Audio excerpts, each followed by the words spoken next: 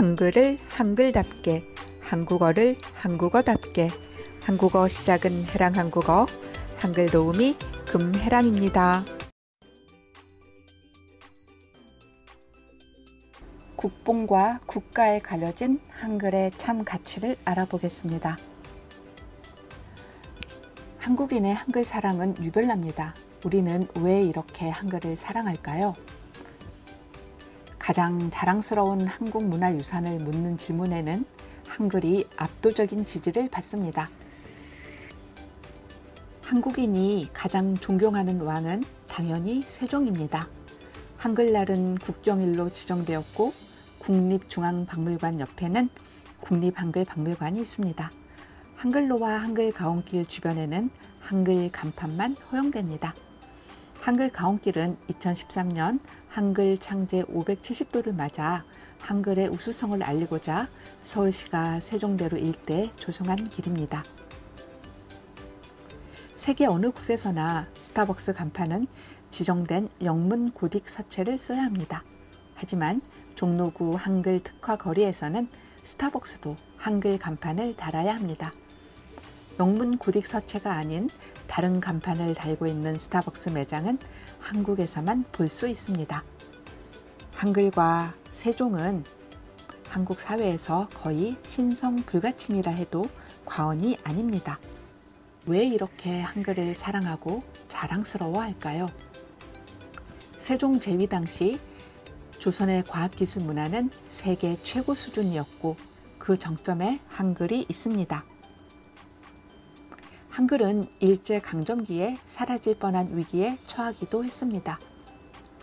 조선어학회 한글 수호 기념탑은 일제의 한글 말살 정책으로 희생된 분들을 기리고 기념하는 탑입니다. 선조들이 목숨을 걸고 지켜낸 한글을 소중히 여기는 것은 어쩌면 당연하다고 할 수 있습니다. 민족주의와 애국심이 한글 사랑으로 이어지기도 합니다. 한국이 경제대국으로 성장하고 한류가 세계적으로 인기를 끌면서 한글과 한국어를 배우는 외국인이 늘어나고 있습니다. 그에 비례해서 한국인의 한글 사랑과 한글 자부심은 더 깊어집니다. 그리고 여기에 한글에 대한 잘못된 정보가 한글 사랑과 한글 자부심을 더 부추깁니다. 한글을 예찬하는 이야기 중에는 사실이 아닌 것도 많습니다. 한글과 관련된 잘못된 정보는 미디어뿐만 아니라 공신력 있는 기관에서 출판한 책이나 한국어 교재, 교과서에도 버젓이 실려 있습니다. 한글날 즈음이면 쏟아져 나오는 한글 관련 이야기는 사실일까요? 하나씩 알아보겠습니다. 첫째, 한글은 세계문화유산이 아닙니다. 유네스코가 세계문화유산으로 지정한 것은 훈민정음 책입니다. 훈민정음은 한글의 원래 이름이기도 하지만 책 이름이기도 합니다. 훈민정음 중에서도 한문으로 쓰인 책을 훈민정음 해례본이라고 하는데 이 책이 세계문화유산입니다. 둘째, 사라진 문자를 살리면 세상의 모든 소리를 적을 수 있다는 말도 사실이 아닙니다. 일단 자연의 소리는 비분절음으로 인간의 문자로 표현할 수 없습니다. 인류의 말소리는 너무나 다양해서 어떤 문자로 그 모든 말소리를 나타낸다는 것은 불가능합니다. 수백 개의 기호가 쓰이는 국제음성 기호도 세상의 모든 소리를 적을 수는 없습니다. 셋째, 영국 옥스퍼드대에서 세계의 모든 문자를 놓고 합리성, 과학성, 독창성 등의 기준으로 매긴 순위에서 한글이 1위를 차지했다는 이야기는 근거가 전혀 없습니다. 언어나 문자는 순위를 매길 수 있는 문화가 아닙니다. 넷째, 한글이 창제자와 창제 시기가 밝혀진 유일한 문자라는 말도 사실이 아닙니다. 키릴 문자, 티베트 문자, 파스파 문자 등도 창제자와 창제 시기가 알려져 있습니다. 또한 세종이 문자를 창제한 유일한 왕도 아닙니다. 다섯째, 한글 때문에 한국의 문맹률이 세계에서 가장 낮다는 것도 사실이 아닙니다. 한글보다 훨씬 복잡하고 어려운 문자를 쓰는 일본과 대만의 문맹률이 우리와 비슷합니다. 간단하게 바꾼 간체자를 쓰는 중국의 문맹요리, 정체자 또는 번체자로 불리는 옛 한자를 쓰는 대만의 문맹률보다 높습니다. 문맹률과 문자는 관련이 별로 없습니다. 국뽕에 취한 한글 예찬이 아니라 한글의 참 가치를 살펴보겠습니다. 한글은 세종이라는 천재가 혼자서 만들어낸 세계에서 가장 뛰어나고 독창적인 문자일까요? 한글의 창제 배경부터 알아보겠습니다. 한글이 창제되던 15세기 조선 주변에는 어떤 문자가 있었을까요? 한자, 일본의 가나, 거란 문자, 여진 문자, 몽골 위구르 문자, 산스크리트 문자, 티베트 문자, 파스파 문자 등이 있었습니다. 한자와 같은 표음 문자, 뜻 글자도 있지만 표음 문자, 소리 문자도 있었습니다. 일본의 가나 같은 음절 문자뿐만 아니라 자음과 모음으로 구성된 음소 문자도 존재했습니다. 산스크리트 문자, 티베트 문자, 파스파 문자는 한글처럼 종교하지는 않지만 자음과 모음이 있는 음소 문자입니다. 세계 언어학계가 인정하는 언어학자 세종은 모든 문자를 연구하고 분석했을 것입니다. 당시 중국의 성은학과 음소 문자의 음운 연구는 상당한 수준에 도달해 있었습니다. 세종은 15세기까지 축적된 인류의 언어학적 성취를 집대성해서 훈민정음을 창제했습니다. 그리고 한글은 인류의 가장 위대한 지적 성취 가운데 하나가 되었습니다. 한글 창제 원리를 살펴보겠습니다. 훈민정음 해례본을 읽어보면 음양오행으로 시작해서 음양오행으로 끝납니다.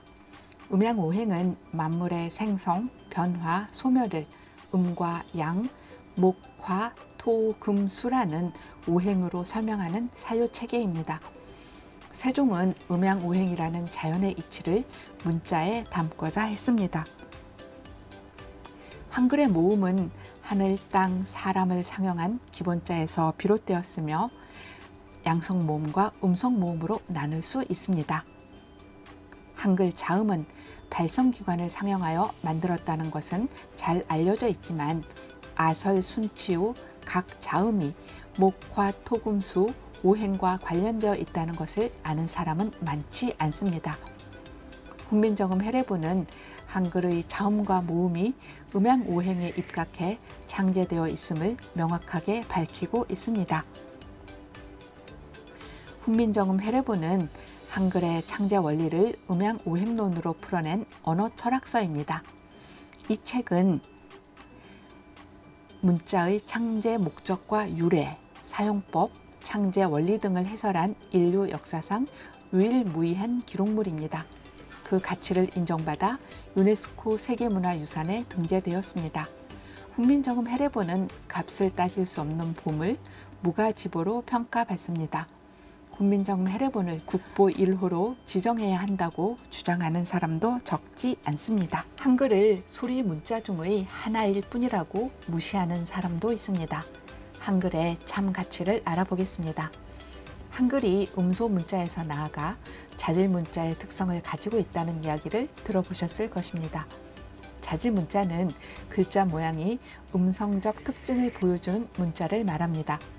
모음은 가로선과 세로선, 점만으로 구성됩니다. 아래아는 나중에 짧은 선으로 변했지요. 글자 모양으로 양성모음과 음성모음을 구분할 수 있습니다. 단모음과 이중모음도 시각적으로 구분할 수 있습니다. 자음은 가획을 통해 거센 소리를 나타내고 두 번 쓰기로 된 소리를 나타냅니다. 이러한 자질 문자의 특성을 활용하면 한글을 쉽게 가르칠 수 있습니다. 자질 문자 외에 우리가 간과하고 있는 한글의 특징은 무엇일까요? 한글은 자연의 이치를 담고자 한 문자라고 했습니다. 한글은 한국어라는 특수한 언어를 표기하기 위한 문자이지만 천지 자연의 이치를 담은 보편 문자를 지향하기도 했습니다. 그 결과 한글은 소리 문자이지만 단순한 음성 기호가 아니라 뜻 글자적인 속성을 보여주기도 합니다. 소리와 모양과 뜻이 조화를 이룬 문자 한글에 대한 이야기는 다음 시간에 들려드리겠습니다. 좋아요, 댓글은 영상 제작에 큰 힘이 됩니다. 한글과 한국어를 새로운 관점으로 만나보세요. 구독해랑 요.